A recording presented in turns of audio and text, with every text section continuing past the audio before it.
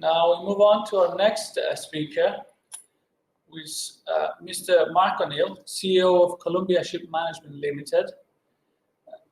Mr. O'Neill will present the topic of digitalization, the tail that wags the dog, or real practical benefit?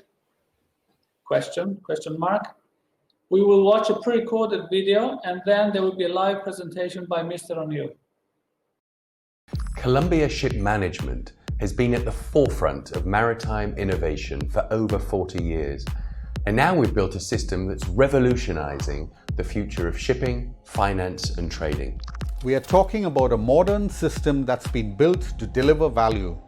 A system that's continually monitored by experienced master mariners working in a 24/7 environment that's critical, uninterrupted human support to the vessels.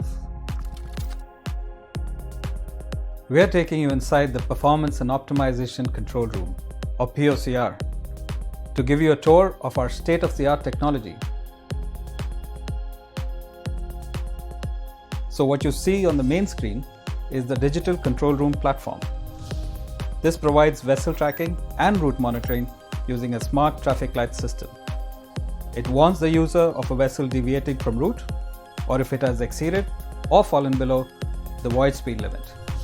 On the next screen, high-risk areas are monitored for any security alerts that are issued. If any vessel is in or heading to the area, they are alerted accordingly. And that's with the involvement of the company security officer, who will give the recommendations to the vessel. Hazard and disaster monitoring are also conducted by our team for anything that might affect vessel operations like earthquakes or tsunamis.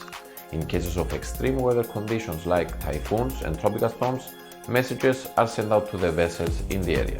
We can monitor any vessel worldwide transmitting with AIS for inbound or outbound traffic to destination ports, monitoring competition vessels for berthing prospects. When it comes to performance, we don't just analyse the post-voyage results. The POCR focuses on a proactive end-to-end optimization which begins prior to the vessel's departure. It analyses the route using tools like the onboard ECDIS system. So, with 3 sources of weather giving route optimization recommendations, it's even possible to analyse the speed loss profile for the entire voyage. A vessel in MARSAT position is taken every 15 minutes for more accurate vessel tracking and route monitoring. Once alarms are triggered, our team will check and act accordingly, whether it's to contact the vessel directly or alert the person in charge where needed. Our team is in direct communication with crew for all aspects relating to route, speed, power, and consumption strategy. This means recognizing the details of voyage execution and focusing on results while maintaining the safety of crew, vessel, and cargo. The team interacts with the technical managers, helping to solve complex issues and finding innovative solutions to optimize vessel operations. For post-voyage analysis, we can use various tools depending on customer requirements. From time charter party comparison reports for contractual performance and claims assistance to sister class performance comparisons, right through to advanced analytics comparing hull and propeller performance curves with self-correcting benchmarks as well as auxiliary and boiler performance. We can also monitor the vessel's overall performance using standard KPIs. We use a prediction model that utilizes actual vessel data and not sea trial data to show predictive values of the following 3 parameters: speed, power, and fuel consumption. The platform is available in a mobile-friendly format where users can see the position and status of their fleet or vessel. They can also view active routes with their respective alarm status. By selecting the vessel, you can view data like passage details, departure times, and ETA. Also technical data like engine consumption, RPM, and power. You can also check speed and weather data for the last 5 days based on the vessel position. The POCR can perform many functions, including in-depth weather routing analysis provided to vessels for optimum voyage execution. POCR will soon collaborate with Internet of Things applications too. It will be applied to a super yacht with live sensors and camera feeds throughout the vessel. This data can then be used alongside existing advanced analytics suite to produce meaningful results and reports of the vessel's actual performance. As a web-based solution, the POCR functionality can be transferred instantly to remote offices at zero cost. The platform is highly customizable, so you can add the functionalities you want and remove the ones you don't. Remember the 3 Ps: platform, people, and process. I'm very proud that the Performance Optimization Control Room has been designed by the experts at Columbia Shipmanagement. We're a company with first-hand experience in ownership, management, operations, chartering, catering, crewing, and special cargo. This is monitoring and performance optimization at scales never before seen in our industry. Welcome to the future of ship management.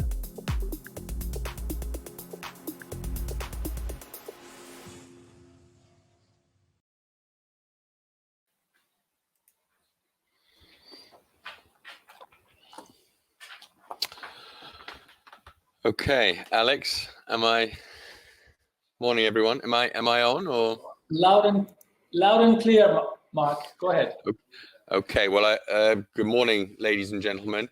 First of all, apologies for starting with a video, but I think pictures speak 1,000 words, and I think that video sums up where certainly our vision on digitalization and technology stands, and I think that's where certainly where the industry, or the path the industry is taking. I also think that if ever there was a time when digitalization and technology was important and the rest of us embarked on that path, it is now during this COVID period, because I think all of us have certainly seen the extent of the digitalization with their own businesses. And if we weren't at the point we needed to be, then the COVID crisis has certainly required us to get there. We've also seen, I think this is the topic of this short talk, the tail that wags the dog, or real practical benefit.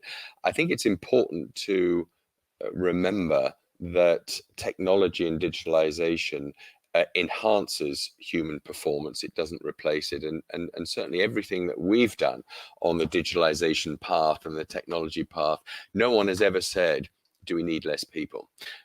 Quite the reverse, and certainly during this whole COVID crisis up until this point, technology has never replaced anyone. It's just enabled us to continue the business, enhancing the business in some respects, but also underlining the importance of people, the fundamental importance of people to our business. So very quickly, in the 15 minutes or so that I have, I want to look at what is digitalization and what it's not, the need to be special, and the need to provide a tailored service and use digitalization to provide that tailored service in our particular fields. How do we go about digitalizing our business, the reality, and a little bit about performance optimization, which you saw on that video. That video was created, as was our performance optimization control room, well before the COVID crisis hit us. And if ever we have reaped the rewards of that investment in time, money, and effort, it is now, because our clients and our own business is very much dependent on the performance optimization, what we're able to achieve with that, and the digitalization that goes with it. So first point, what is digitalization? I think it's really important to avoid the Y2K type hype and terminology and scare tactics. If you remember back to the year 2000, there was a lot of talk, or some of us listening to this probably can't remember back to the year 2000, but there was a lot of talk about the effect of that on our systems and our computers, which wouldn't cope with the date, and would effectively a meltdown would occur. A lot of hype, a lot of companies spent huge fortunes on reviewing their IT networks to counter that. And of course, at the end of the day, it was a mere puff. Nothing actually happened. And I think we're seeing that and certainly we're seeing that too before COVID, in relation to digitalization. Everything needed to be digitalized. If you don't digitalize, you die. This was terminology which we ourselves used at that time, believing it.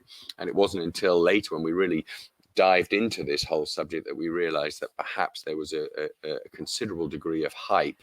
All the salesmen knocking on your door, offering you package after package, application after application, simply not necessary. Is digitalization revolution or evolution? I'm firmly of the belief, having got to a particular stage in our digitalization path, that digitalization is evolution and it's not revolution, despite the use of digitalization during this COVID period. When you compare digitalization, the effect of digitalization on the advent of the internet, the advent of the word processor, the advent of email, it's not in the same league. And actually what it enables us to do is enables us to do things faster, quicker, better, cheaper, but certainly not the impact that those particular events were. So very much an evolution, and a fast evolution, but not a revolution.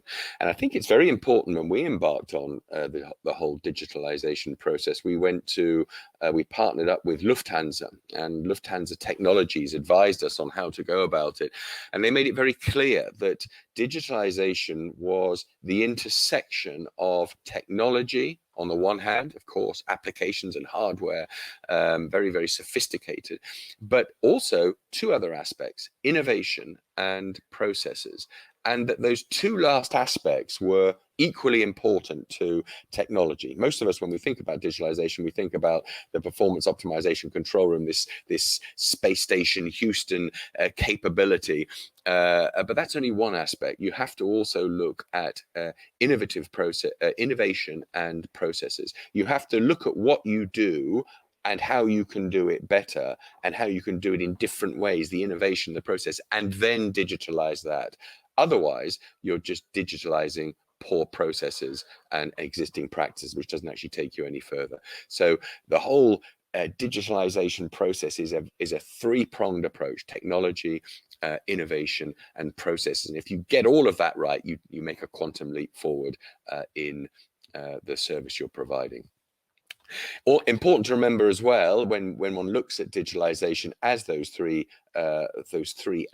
elements, that digitalization is a path, not a journey. It doesn't have an end. As soon as you digitalize your innovative processes, you then start with innovation again, and continuing to look at what you do and how you do it and whether you can do it better. So it's a continual path you are on, and digitalization is a evolving process. It's not we are now digitalized and that's the end of the journey. Digitalization is also very much a tool in the optimization toolbox, and optimization is what it's all about. How do we do things faster, cheaper, and more effectively, and more effectively being as important as the faster and the cheaper. It is a means to an end, not the end itself. Everyone, when digitalization was first used as the buzzword, everyone thought we've got to digitalize, we've got to digitalize. As soon as we digitalize, that's it. No, not at all. The end is optimization. Digitalization is just a tool in the optimization toolbox, and it's not the only tool. There are many other tools out there to get us there. And what is optimization? Optimization is the commercial pressure on all of us to do things better, to do things faster, to do things more cheaply, effectively, and efficiently. I think it's true to say that true economies of scale and scalability is so important in all of our businesses these days.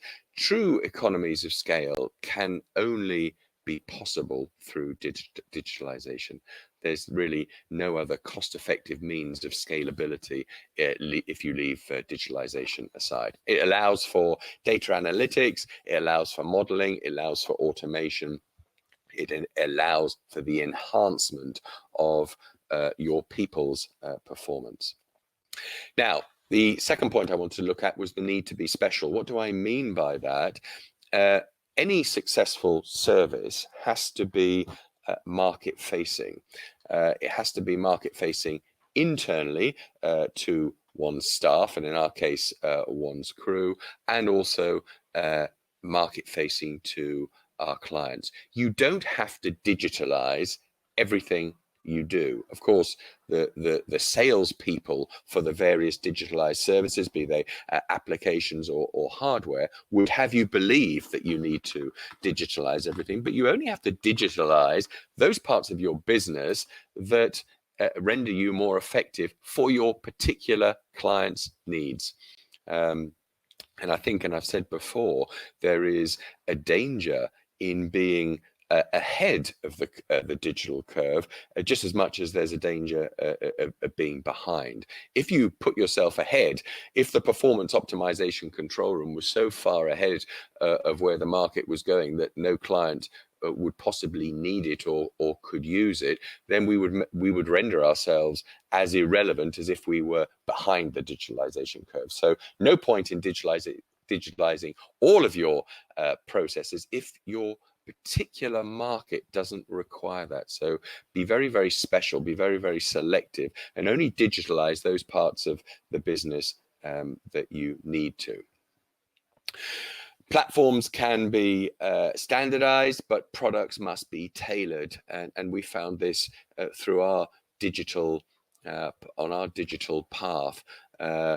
Yes, you can have a digitalized standard platform, but the particular products have to be tailored for your individual clients, because clients want a tailored service. No two clients are the same. And in shipping, I think Anna touched on this in the talk before, we have so many different markets, whether you're looking at the commodity markets, whether you're looking at the tanker markets, the container markets, the bulker markets, the cruise markets, so many different markets, such different sizes of markets, different appetites, different technologies, not always consistent or compatible with one another. So digitalization has to allow us to integrate with all of those markets. You can have, therefore, a standard platform allowing you to do that, but then the products have to be individually tailored.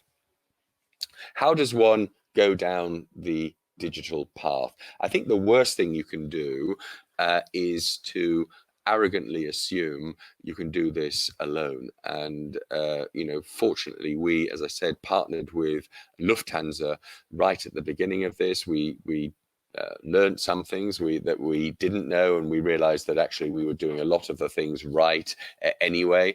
But the first important thing is to set your digital vision. Where do you want to get to? What do you want to actually do? And part of this is the innovation and looking at your processes and optimizing those processes before you digitalize. Where do you want to be, and where is your market going to be at the end of that process? Then you have to set, once you've set your digital vision, you have to set your digital agenda. And then the next process is the ideation, where you brainstorm what you need, how you need it, where you need it, and what you want to deliver. And then you implement that. In our case, the implementation was, for reasons I'll talk about in a minute, was the performance optimization control room.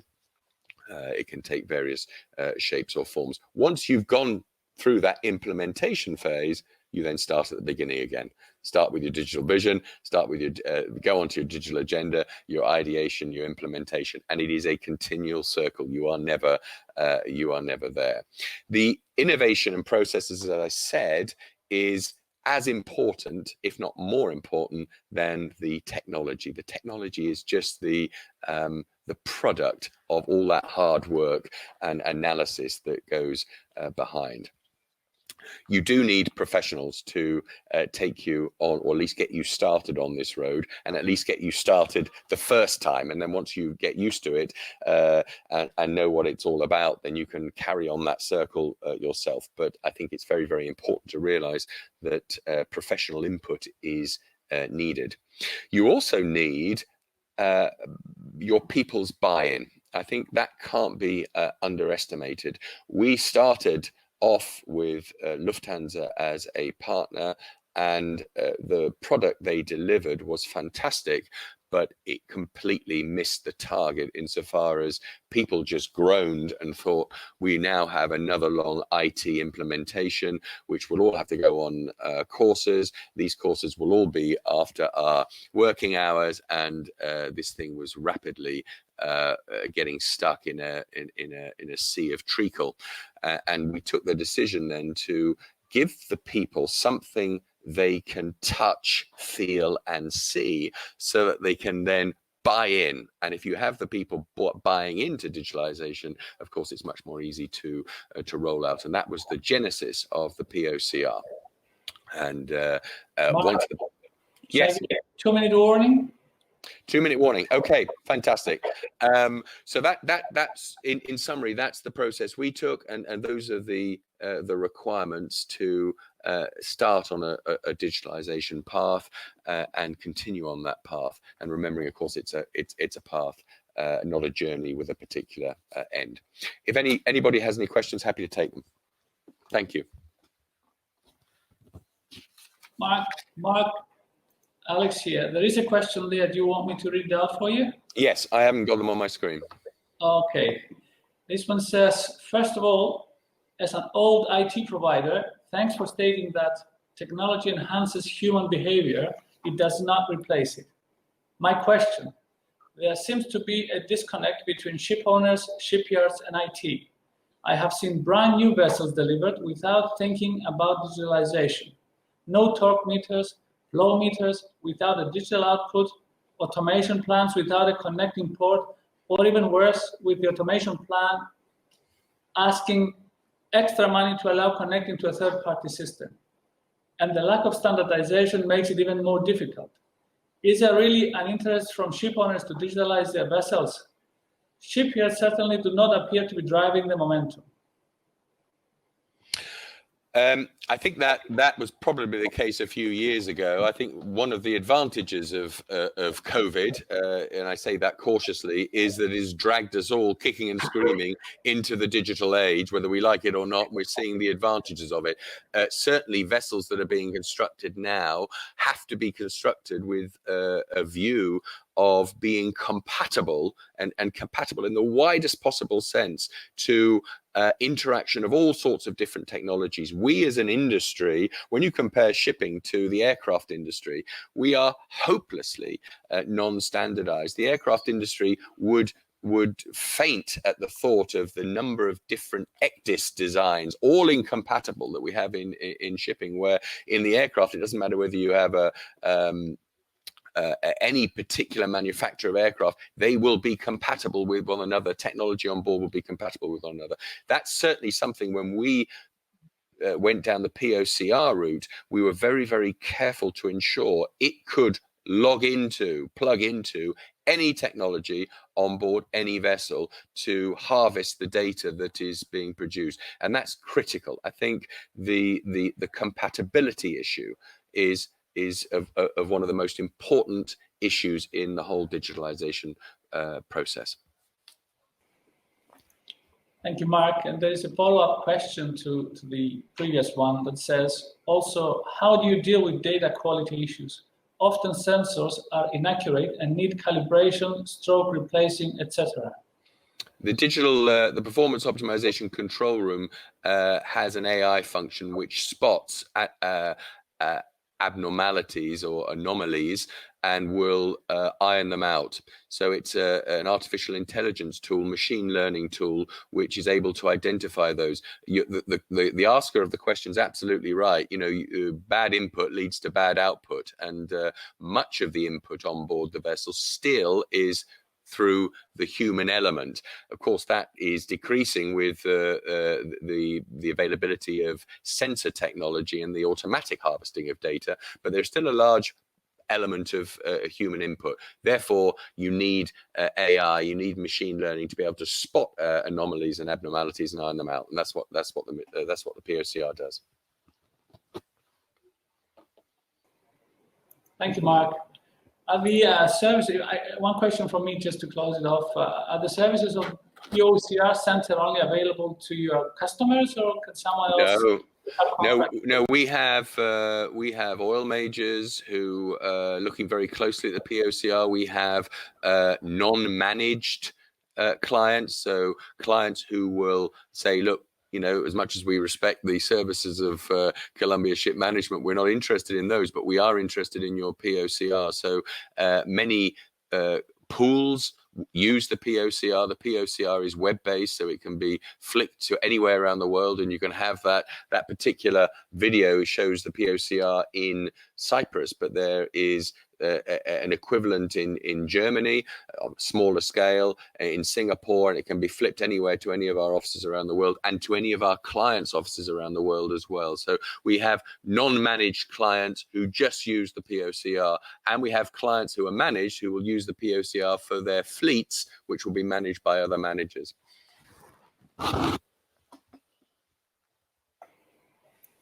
Thank you, Mark. We have a follow-up question to the first one, and I think this is the last question we're going to take as we are gone over our time. It says, the first question follows up and says, but how to reach compatibility without standardization? The aviation industry has standards for everything, including the maintenance procedures. Shipping has no standards, and in automation there is at least 5 different most used protocols, and some are even encrypted. Last question. I don't think you're ever going to get, or certainly not in your and my lifetime, Alex, I don't think you're going to get standardization in the shipping industry because there are so many, because of, I guess it's the reach of shipping is so wide and varied, and the yards in so many different countries, etc., the equipment in so many different countries. What we have to ensure is compatibility. I don't think standardization is necessary, but I think compatibility is. And as I said, one of the challenges with the POCR was to ensure that it was compatible with everything. So it doesn't matter what ECDIS manufacturer you're plugging into, the POCR has to interact and be able to harvest the data from that. And that was really, really important. So I don't think you're going to get to the same sort of levels of standardization in the shipping industry you've got in the aviation industry, but you will have to ensure compatibility. Thank you, Mark. Thank you very much. Thank you very much. Enjoy the conference. Thank you.